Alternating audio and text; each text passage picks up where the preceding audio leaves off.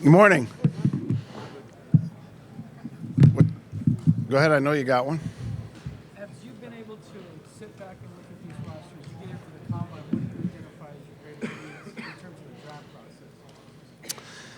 Well, I think we got enough needs all on both sides of the ball that I don't think we need to be drafting for need or consider that right now. So overall, I think the draft will play itself out with the best player available. Can you talk about your evaluation of Bradley Roby and his last season with the Broncos before you arrived, and just what you think you might do with him now he's approaching free agency? Well, we're going to see, how the free agent market treats him, and we're going to stay in contact with him. We still have an interest in him, and we'll see where the process takes us. Coach, obviously, Philip Lindsay was a big surprise for last year. How do you see that running back group shaping up? There was a lot of draft capital towards Freeman. Do you think he'll run this year? Well, I think we're very pleased with our running back position. We got 3 or 4 guys that we're very happy to have. Feel fortunate in the depth that we have and the youth. So I think look at that as one of our strong suits with the team, and happy to have Royce, Phillip. I think we're in good shape there. Coach, you worked with John Elway for a couple months now. What are your impressions working with him? Hadn't been a couple months yet. It's been great. John's been great to work with. Everything's been seamless so far, and I've enjoyed it. I haven't talked to him recently. Talked to him soon after I got to Denver, and that's going to play itself out here in the next month or two. What's you like about Ruskin and Varelo, and how much did those two games you went against in the last few years with Chicago color that decision? Well, I like the offensive background that he's come from. Number one, I like that he's had a nice path to get where he is today.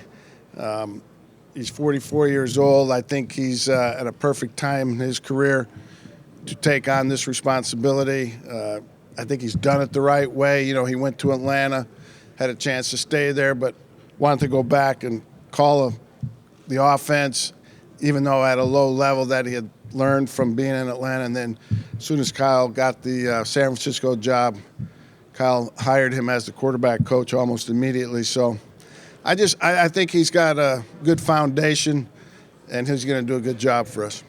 Evaluating offensive line prospects throughout the offseason, how much will you put on Mike Munchausen? Oh, we'll rely a lot on Mike. Obviously, Mike's one of the best at his position, great evaluator, great coach. We'll rely on Mike a lot. When you're trying to decide whether to bring veterans back or let them go, what goes into that evaluation process? Everything.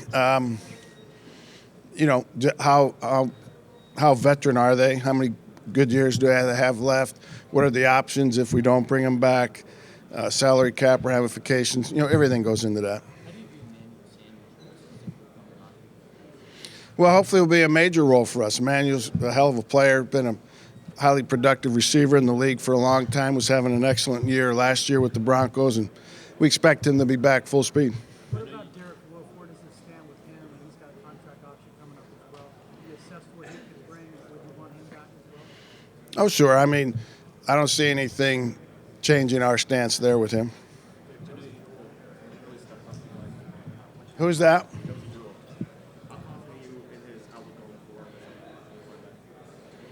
I'm confident. He's a very instinctive player, and going into his second year, expect him to make even greater strides.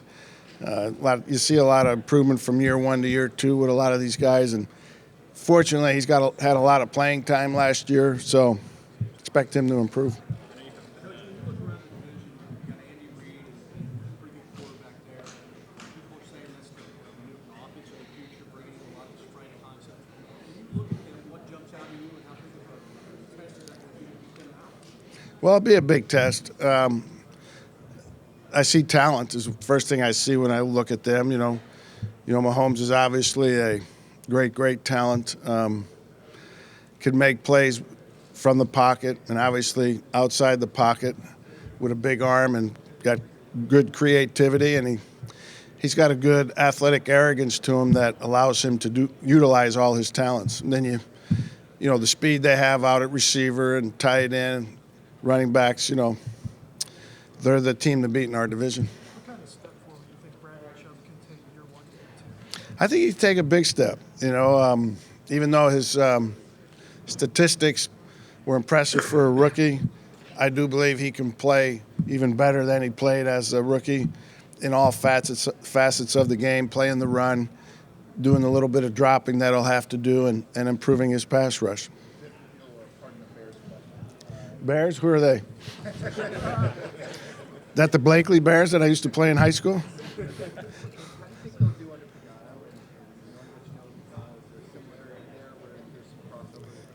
They'll do fine. The players haven't changed, and players are their most important thing. So Chuck will do fine with those guys. There'll be some carryover, as there are from a lot of systems, but I don't think they'll have much problems. A lot of them did, and that was kind of a neat part of it. But it was neat to have players reach out from all the way back into the mid-'80s, and first started in the league. So that was kind of cool. What's that? Yeah, leaving the players. You don't always have the synergy or the camaraderie, coach to player, as the group that we had there. You can't produce that. It just happens over time, and we had that, and that was hard to leave. First-time head coach, first-time host. How much of a learning curve is there? The synergy you're talking about, how do you speed that process up to be at full speed from the game? We're at full speed from day one. The AFC West has had some pretty great rivalries through the years, specifically the Broncos and the Raiders. What do you expect in the years to come? Well, just for it to continue, we know the Raiders stockpiled a lot of draft picks, so expect them to be much, much better than they were this past season. And with John there, I know he'll do a good job, and it will continue. When you look at the film, Like his size, speed, athleticism, radius to catch the ball. I think this, everything's moving up for him, and we're expecting big things from him. when you look at the film on Paradis, what did you see? Would you like Matt back? Where does he stand with Matt? We definitely would like him back. But John can give you more details on that when he's up here later. What do you think Justin Simmons can improve?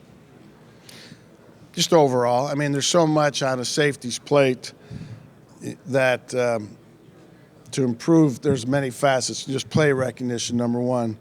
Play entry, number two. Making plays on the ball, tackling. He's going to have to learn a new system now. So there's a lot of areas to improve. You've been a defensive coach in this league for a long time. Now that you're in this role as a head coach, are there things that you kind of view as non-negotiables to play successful defensive football for these guys coming out of the draft? Yeah, tackling's one. Everybody's got to be able to tackle. You said when you got hired that Ron should play even better. Have you had discussions with him past that your press conferences there? Talk to him specifically what you want to see from Ron? Not yet. What did the film show on Ron? Good player, obviously. Great player. Vic, he could have gone a lot of different ways at quarterback. In general, without talking, young, old, went with the experienced one. Can you just talk about what you and John went through and how you came to the decision? Well, nice try going around the end there. But now I can't talk about any of that right now. Nice try. Excuse me? It's been interesting. Great community. The sun does shine there as much as they say it does, so they didn't fib on that. They didn't tell me about my skin drying up, like even my greasy Italian skin. But I've loved it. It's been a great experience. Excuse me? Generally speaking, when you meet with guys here during like a 15-minute period, what are you looking for in that amount of time? Just try and get a feel for the player and the person. 15 minutes is a very short time. And anybody could fool anybody for 15 minutes. So it's just a little piece of the puzzle. How can you tell that they're being authentic then? It's just a gut feeling. I don't think you have boxes you check off or do they cross their legs or whatever. It's just a gut feeling. How is it different than you being here as a head coach? Just here a few more days longer, that's all, and being involved with both sides of the ball. Got time for just a couple more, guys. A couple more. Who do you see on your defense now? In what regards? What do you got? What do you need? We could use help at all three levels, which, is good and bad. It's good from the standpoint it leaves you open and for the draft. You're not tied to wanting one position. And it's not as good because you got needs at all three levels. So, but I think we can shore up those needs rather quickly and hopefully get it going back in the right direction. I got one more question, please.